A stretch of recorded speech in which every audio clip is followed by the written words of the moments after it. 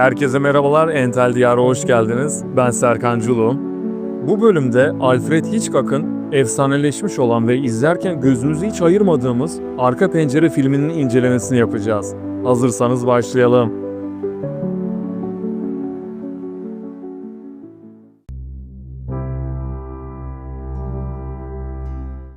Jeff, kırık bacağı nedeniyle tekerlekli sandalyeye mahkum olan ve dairesine sıkışmış bir adamdır. Bu sıkışmışlık hissi Hitchcock'ın bilinçli olarak kullandığı bir metafordur aslında.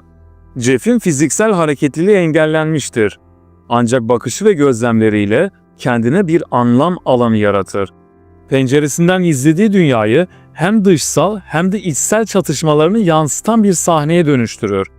Jeff'in komşularına odaklanışı başta bir zaman geçirme eylemi gibi görünse de giderek bir takıntıya dönüşür. Zizek'e göre izlemek burada basit bir röntgencilik değil, Jeff'in kendini anlamlandırma arzusunun bir sonucudur.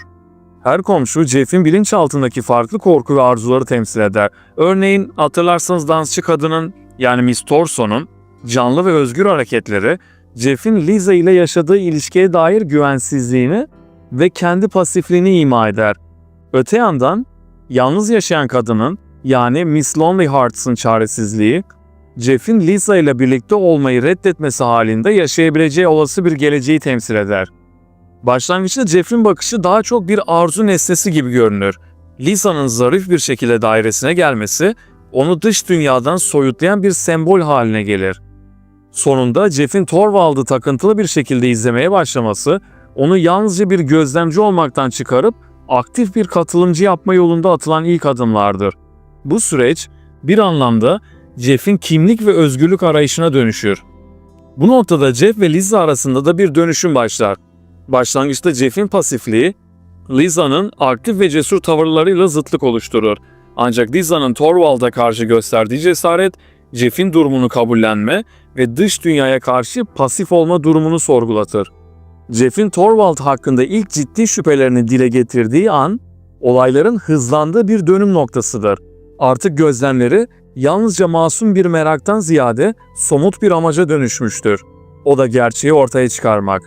Jeff'in bu süreçte Lisa'yı da yanına çekmesi, hikayenin dinamini değiştiren bir gelişme yaşanır. Lisa başlangıçta bu durumu bir fantezi gibi görse de, Thorwald'ın penceresinden gelen ışıkların düzensiz yanıp sönmesi ve kadının bir anda ortadan kaybolması, Lisa'yı şüphelerinin haklılığına inandırır. Jeff'in sınırlı hareket kabiliyeti onu pencereler arasındaki gözetleme sürecinde daha da bağımlı bir gözlemci haline getirir. Ancak burada Lisa, Jeff'in gözlerini tamamlayan bir role bürünür ve fiziksel olarak sahaya inerek kanıt toplar. Lisa'nın cesareti ve doğrudan müdahalesi ikilinin ilişkisinde bir denge yaratır. Artık pasif bir gözlemci olmaktan çıkıp aktif bir katılımcıya dönüşen Lisa, kendi sınırlarını zorlamaya ve bir anlamda Jeff'in kahramanı olmaya başlar. Bu noktada Jeff ve Lisa'nın ilişkisi Todd McGovern'ın perspektifinden okunabilir. McGovern, arzunun dinamiklerini açıklarken bireylerin kendi arzularını tanımlamak ve gerçekleştirmek için karşılarına çıkan engellerle yüzleşmeleri gerektiğini savunur. Aslında Jeff'in bu gözetleme oyunu yalnızca komşusunun suçluluğunu ortaya çıkarmaktan ibaret değildir. Aynı zamanda Lisa ile olan ilişkisinde gerçek bir bağ kurabilmek için bir testtir. Jeff, Lisa'nın yalnızca ideal bir figür olmadığını, bunun yanı sıra eylemleriyle kendisini tamamlayan bir birey olduğunu keşfeder. Thorwald'ın dairesindeki şüpheli hareketleri bir cinayet teorisini güçlendirse de Jeff'in bir noktada gerçeği yanlış yorumlamış olabileceği ihtimali devreye girer. Tabi bu durumda Hitchcock'ın izleyiciyle oynadığı önemli bir oyundur. İşte tam da bu noktada seyirci, Jeff'in gözlemlerine ne kadar güvenmesi gerektiğini sorgulamaya başlıyor. Jeff'in saplantılı bakışları bir an için paranoyanın sınırlarına geçmeye başlıyor. Ancak Lisa'nın doğrudan müdahalesi sayesinde gerçeklik Jeff'in teorilerini desteklemeye başlıyor. Lisa'nın Thorwald'ın dairesine girdiği sahne, Jeff'in oturduğu yerden çaresizce izlediği bir gerilim anıdır. Jeff bu sahnede bir seyirci gibi tamamen edilgen bir konuma düşer. Bu durum Hitchcock'ın Jeff'i ve izleyiciyi aynı konumda bırakma amacını taşır. Biz de Jeff gibi Lisa'nın güvenliği için endişe duyarız. Jeff'in Lisa'ya olan bağlılığı ve hayranlığı bu sahnede doğruğa ulaşır. Jeff, nihayet Lisa'nın yalnızca dış güzellikten ibaret olmadığını, cesaret, zeka ve özveriyle dolu bir insan olduğunu kabul eder. Thorvald'ın Lisa'yı fark ettiği an hikayenin tansiyonu zirveye taşınır. Lisa, dairede bir ipucu bulduğunda Jeff'in şüphesi nihayet somut bir temel kazanır. Ancak Thorvald, Lisa'yı yakalayarak hem Jeff hem de izleyiciler için büyük bir tehdit oluşturur. İzlerken kendimizi Jeff gibi ne kadar çaresiz hissediyoruz değil mi? İşte Jeff de bu çaresizliği içinde Lisa'nın cesaretinin kendi sınırlarının ötesine geçtiğini görüyor. Bu durum aralarındaki duygusal bağın pekiştiği bir an aslında. Lisa, Jeff için artık sadece bir partner değil, onun dünyasını değiştiren bir figürdür. Sonrasında Jeff'in gözetlediğini fark etmesiyle gerilim bir kat daha yükselmeye başlıyor. Jeff'in kendi eylemleri sonucunda avcı pozisyonundan av haline gelmesi, Hitchcock'ın gözetleme üzerine derin yorumlarından biri karşımıza çıkıyor. Gözetleyen, her zaman gözetlenenin gücüyle karşı karşıya kalır.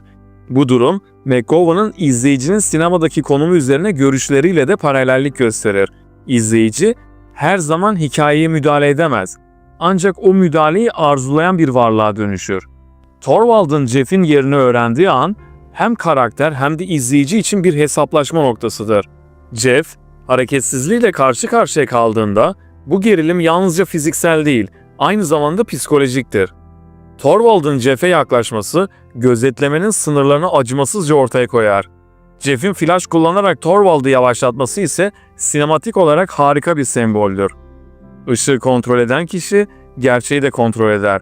Ancak bu durum mutlak bir üstünlük değildir. Ve sonrasında Jeff'in düşüşü hem fiziksel hem de duygusal olarak sınırlarının son noktasıdır.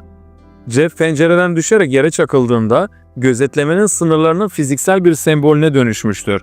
İşte bu an Jeff'in ahlaki ve fiziksel kısıtlamalarıyla yüzleştiği, izleyiciye ise bir tür katarsis yaşattığı andır.